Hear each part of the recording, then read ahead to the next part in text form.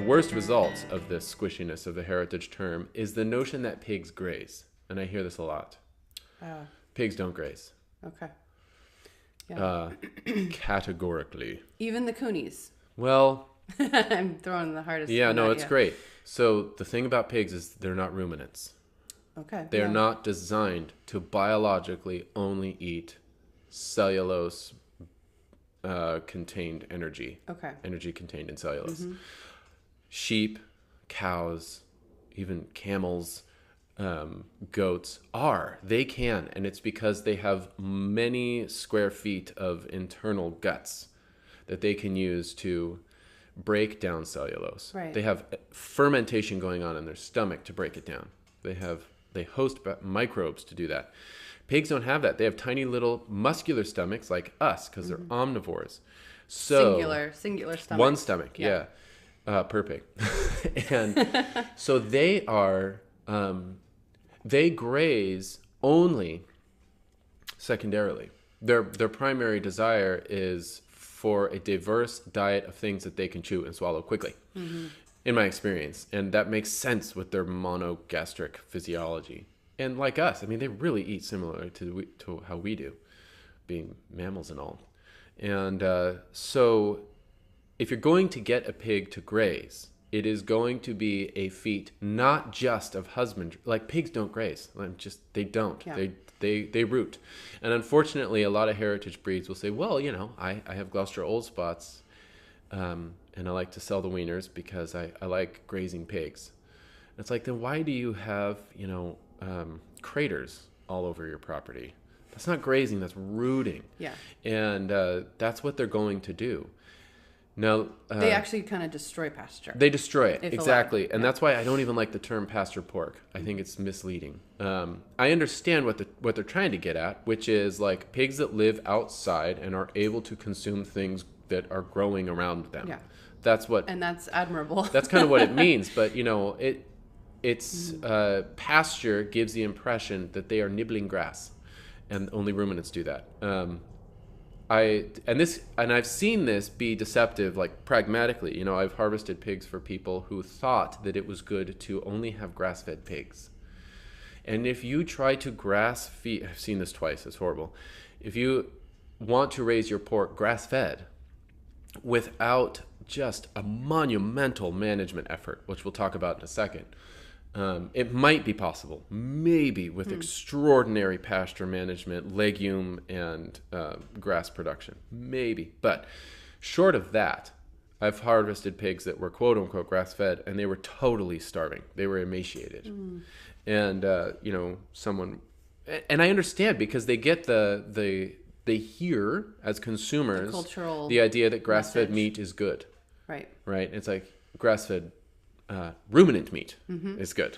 Pigs are not grass eaters, except for they like to season their food with grass. It's not their entree, whereas ruminants are, particularly bovines, they are grass specialists. That's it. Yeah. Given the choice, they will only eat grass. That's what they want. Maybe they'll chew on some twigs and some brush and some understory, but what they really want is grass. And if properly managed, they will improve the grassland. Yeah. It's a whole other conversation, but... Right, exactly. Yeah. And that's the cool thing about pigs. Yeah.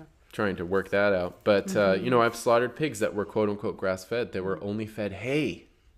Right. And it's like, whoa, how old are these? They're 18 months old, and they don't even come up to my knee. Yeah. It's like, well... They were hungry. Pigs grow faster than this.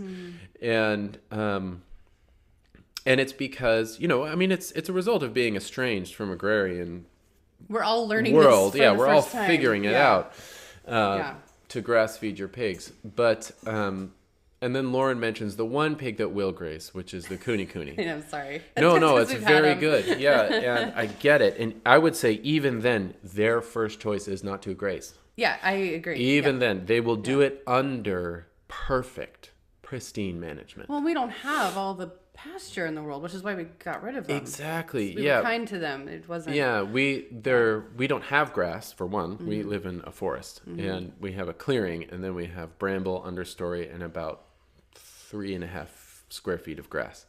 And coonies will graze. And the reason they will graze is, one, they are lard pigs, so their metabolism is different. Lard pigs don't need huge, massive daily intakes of protein.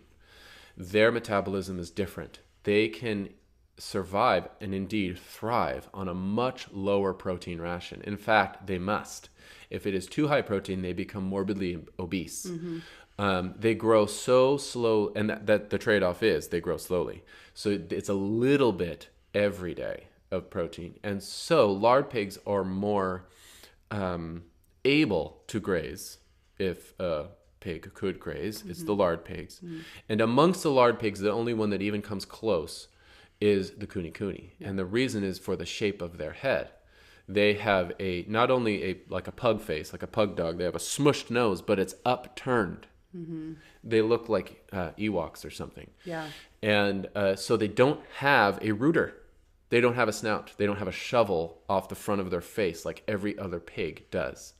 And so when they go down to eat, their chin comes in contact with the ground, not their snout. They just have a bad rooter. It's not bad. It's just not as effective. Couple that with their very tiny frame, very slow growth, you can get them to graze. Now, the moment their favorite grass is, or at least grass at the proper length and maturity for them, the moment they have grazed it, they're going to root it all up on account of the fact that they are pigs. They're still pigs. So the only pig you can get close to grass feeding is a coonie, and even then only if they are managed so thoroughly that they are always on grazable pasture, which, it's totally arbitrary and subject to region, but I would say at least 8 inches of grass, 6 to 8. Yeah. And when it gets shorter to that, they're just going to pull up your sod and your pasture is done. Yeah. Your kunekune grazing program is over until you can rebuild your pasture. Yeah. So awesome. I think people should do it, and I think they should figure it out, but knowing that it's, it's not easy. It takes a lot of management. And you should still raise coonies without grass. They're like the best they will fit in the tiniest backyard. If they have a partner, they will be happy beyond imagination, and you can feed them very little. Oh my gosh. And they will plump up for you. Like by the cupful. Yes. Literally, you get a little Pyrex that's only 1 cup. Yeah. And it's mind-blowing. You do like a few scoops. 3 cups a day, you can't believe 4 it. cups a That's day it? Really? for a mature coonie of hog mash. Yeah. So 16% protein hog mash. Yeah. And if you do any more than that, they become obese. Yeah. To the point where what I mean by that is they won't be able to walk around. They won't thrive. They will be burdened. Their skeletal structure and muscle structure won't be able to handle their fat.